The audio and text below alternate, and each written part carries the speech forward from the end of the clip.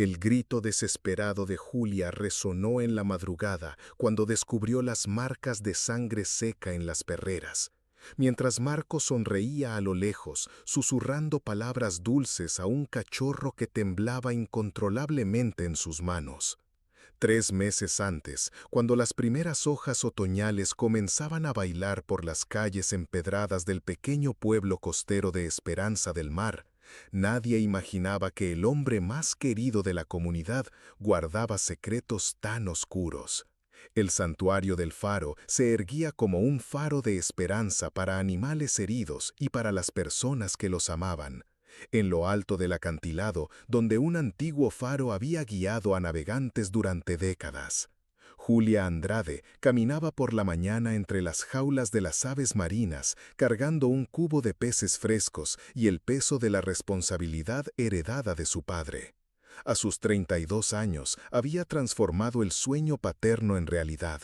Un centro de rehabilitación que acogía aves marinas heridas, mamíferos acuáticos y, más recientemente, perros abandonados que eran entrenados para convertirse en perros guía para personas con discapacidad visual.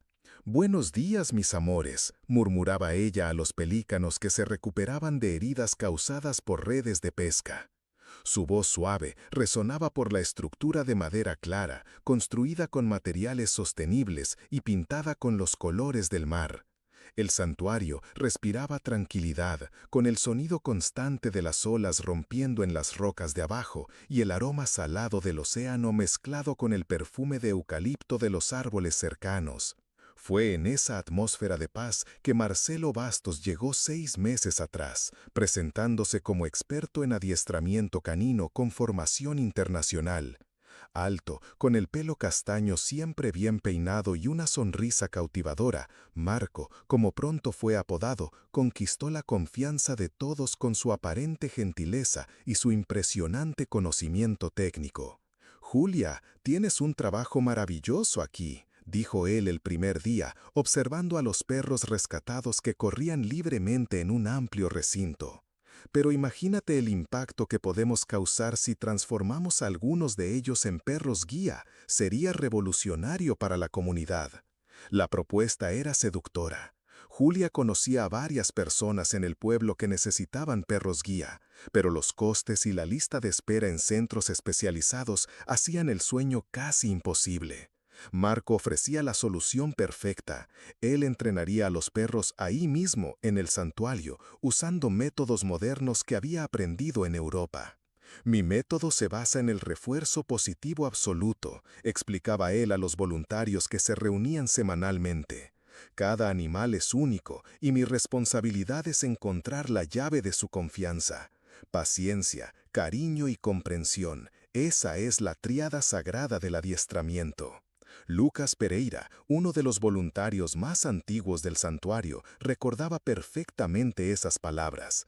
Jubilado de la Marina, había encontrado en el cuidado de los animales una forma de darle sentido a sus días. Alto y delgado, con las manos callosas de décadas de trabajo, Lucas tenía una conexión especial con los perros más traumatizados. «Hay algo diferente en él», comentó una vez con Julia, observando a Marco interactuar con un labrador rescatado. «Los perros responden a él de una manera... no sé explicarlo, es como si le temieran y le respetasen al mismo tiempo». Julia sonrió, interpretando la observación como admiración. «Realmente tiene un don especial. Mira cómo Bruno ya puede seguir comandos básicos y hace solo 2 semanas estaba tan asustado que ni salía de su caseta». Los resultados eran realmente impresionantes. Perros que llegaban agresivos o completamente retraídos se transformaban en animales obedientes y aparentemente equilibrados en cuestión de semanas. La comunidad comenzó a llamar a Marco el entrenador bueno, y periodistas de la región vinieron a registrar lo que llamaban un milagro humano. «Estáis viendo historia hacerse», declaró una reportera de la televisión local durante un reportaje especial. «Aquí en el santuario del faro, animales abandonados se convierten en ángeles guardianes para personas con discapacidad visual».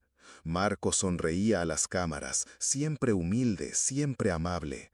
No soy yo quien hace el trabajo, decía con la voz entrecortada por la emoción. Son ellos los verdaderos héroes. Yo solo les ayudo a encontrar su propósito. En las primeras semanas, Julia se sentía realizada viendo la repercusión positiva del trabajo. Las donaciones aumentaron, los voluntarios se multiplicaron y 3 personas del pueblo ya caminaban por las calles con sus nuevos compañeros caninos.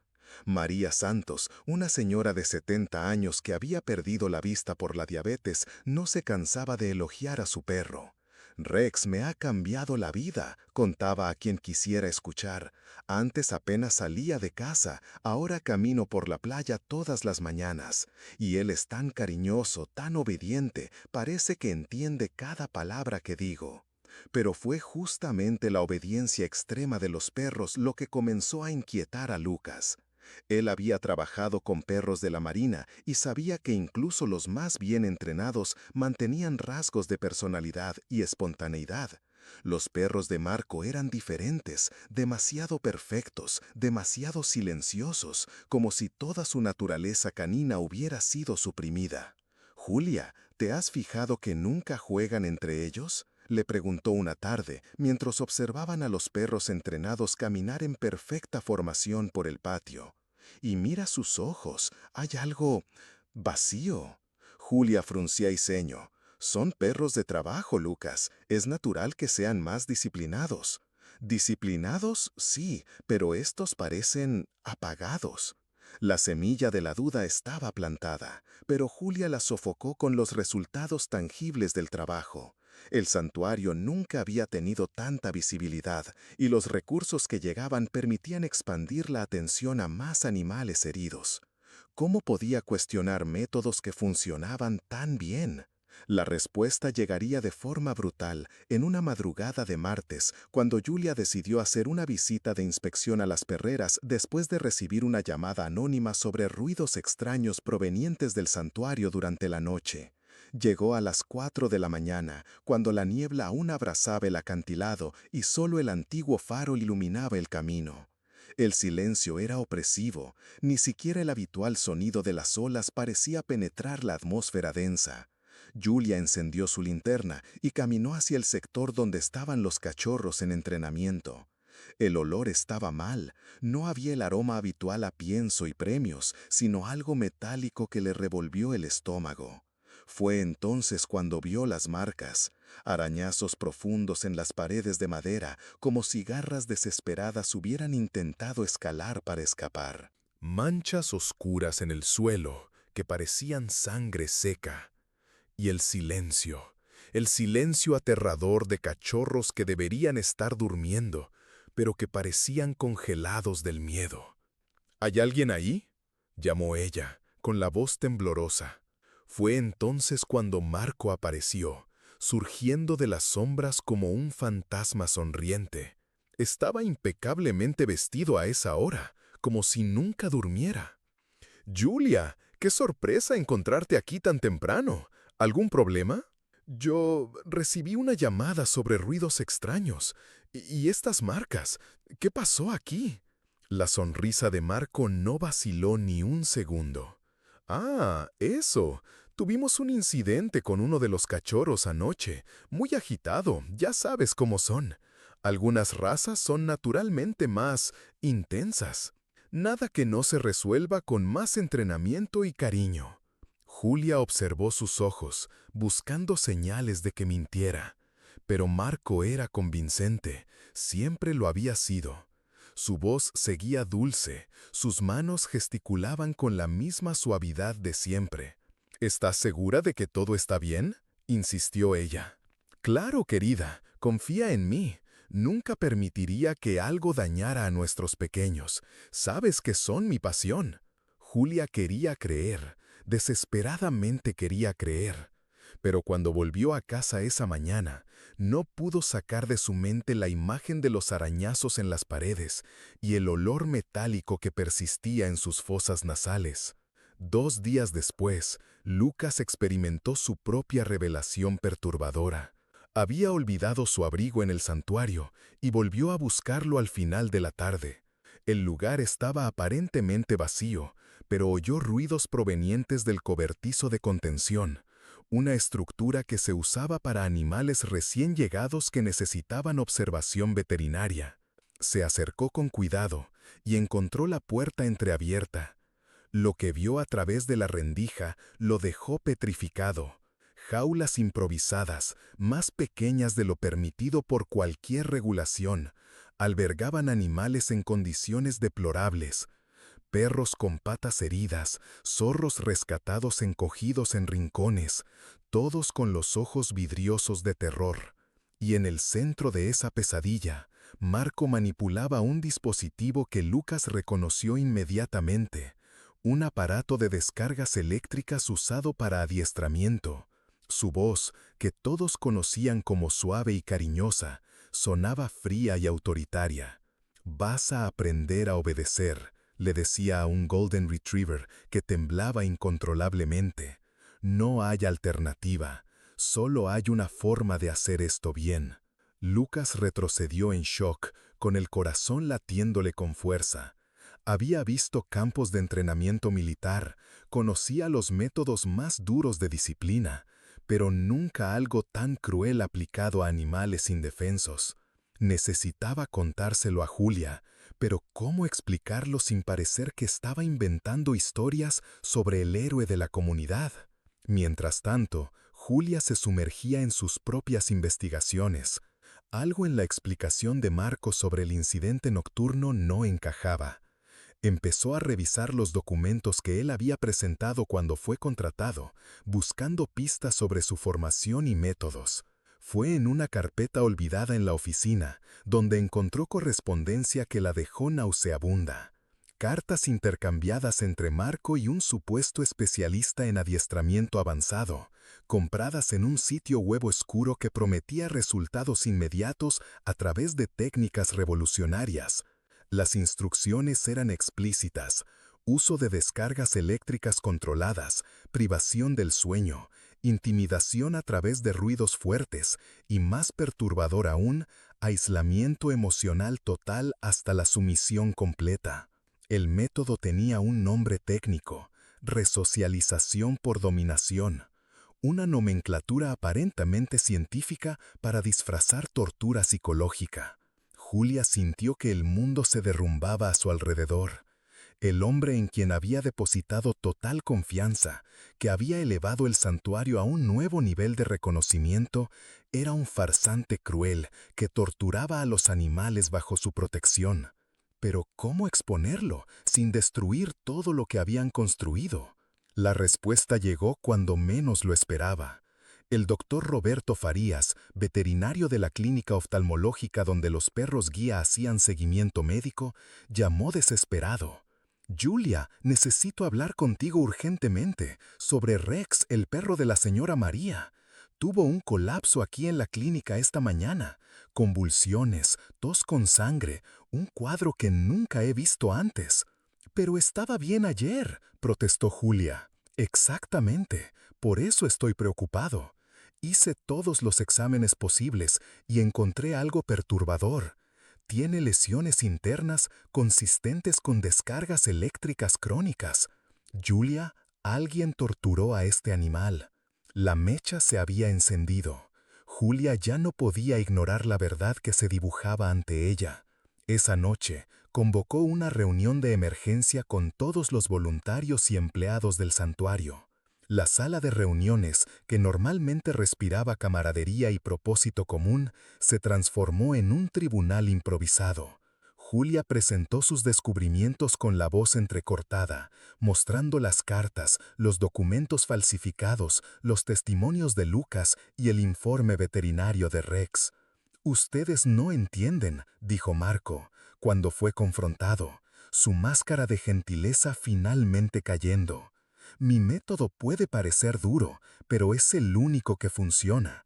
¿Ustedes creen que la paciencia y el cariño solos transforman un animal traumatizado en un perro guía perfecto? Es necesario romper la resistencia de ellos primero, establecer dominación total. Solo así aprenden que no hay alternativa sino obedecernos». Su voz, ahora fría y calculadora, revelaba la verdadera naturaleza del hombre que todos admiraban. Ustedes son demasiado sentimentales, no entienden que estoy salvando vidas humanas. ¿Cuántas personas con discapacidad visual han sido ayudadas por mis perros? ¿Eso no vale algunos sacrificios? El silencio que siguió fue ensordecedor. Algunos voluntarios lloraban abiertamente, otros parecían en estado de shock. La revelación había roto más que la confianza. Había destrozado la fe de personas que dedicaban sus vidas al bienestar animal. ¿Sacrificios?, repitió Julia, encontrando fuerza en algún lugar profundo de su ser. ¿Qué tú llamas sacrificios a la tortura de seres indefensos? Has transformado nuestra misión de amor en una fábrica de sufrimiento. El silencio que siguió fue ensordecedor. Algunos, terrorizados por la pérdida de recursos y prestigio que la salida de Marco representaría, intentaron minimizar los hechos. Otros, liderados por Julia y Lucas, declararon que no aceptarían ninguna forma de crueldad, independientemente de los resultados. «¿Pero qué haremos con los perros guía ya entrenados?», preguntó una voluntaria. «¿Y las personas que dependen de ellos?». «Encontraremos una manera», declaró Julia con determinación. «Pero no se construirá sobre el sufrimiento». Las discusiones se extendieron más allá de los muros del santuario. La comunidad se dividió en grupos apasionados, aquellos que defendían a Marco por los resultados obtenidos y otros que no podían aceptar los métodos empleados. Las redes sociales hervían con debates acalorados, usando hashtags como La Verdad del Santuario y hashtag Justicia Animal. El clímax de la crisis llegó cuando representantes del Consejo Regional de Protección Animal realizaron una visita sorpresa al santuario. Acompañados por Julia, quien había solicitado la inspección, encontraron en el cobertizo de contención un escenario que confirmaba los peores temores. Decenas de animales en condiciones deplorables, algunos con señales evidentes de maltrato, otros en estado catatónico de terror. Perros que habían sido descritos como casos de éxito revelaban ahora las cicatrices físicas y emocionales del entrenamiento brutal. «Esto es inaceptable», declaró la coordinadora del consejo, doctora Patricia Méndez, mientras documentaba cada jaula, cada herida, cada mirada vacía. «Vamos a necesitar trasladar a todos los animales para una evaluación veterinaria inmediata». Marco fue formalmente separado de sus funciones, pero no sin antes intentar una última defensa pública. En entrevistas para periódicos locales, mantenía que sus métodos, aunque controvertidos, eran eficaces y necesarios.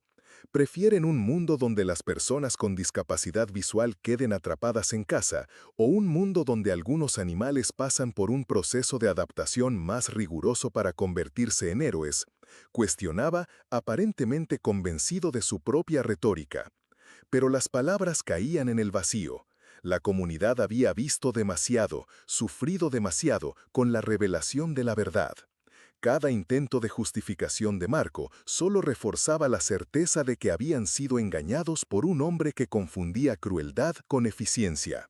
Julia asumió el mando total del santuario, pero no sin antes pasar noches en vela planeando la reconstrucción. Sabía que no sería fácil reconquistar la confianza de la comunidad y, más importante, rehabilitar a los animales traumatizados. Si has seguido historias como esta, que muestran tanto la capacidad humana para el bien como para el mal, no olvides suscribirte a nuestro canal para continuar recibiendo relatos que nos hacen reflexionar sobre los valores que realmente importan. Cada historia compartida es una oportunidad de aprender unos de otros. La primera medida de Julia fue contratar especialistas en trauma animal, psicólogos veterinarios y adiestradores certificados en técnicas realmente humanitarias. Estableció una alianza con ONGs internacionales que desarrollaban métodos innovadores de rehabilitación emocional para animales. «No vamos a curar solo las heridas físicas», explicó a su equipo renovado. «Vamos a devolverles la capacidad de confiar, de jugar, de ser simplemente perros». El proceso fue lento y doloroso. Animales que habían sido quebrados psicológicamente necesitaban reaprender comportamientos básicos. Algunos nunca se recuperaron completamente, pero encontraron paz en una vida tranquila en el santuario, libres de las presiones de rendimiento. Lucas se convirtió en coordinador de voluntarios, usando su experiencia para entrenar a personas que realmente comprendían que el bienestar animal no era negociable. No hay atajos para el amor se convirtió en el lema no oficial del nuevo santuario.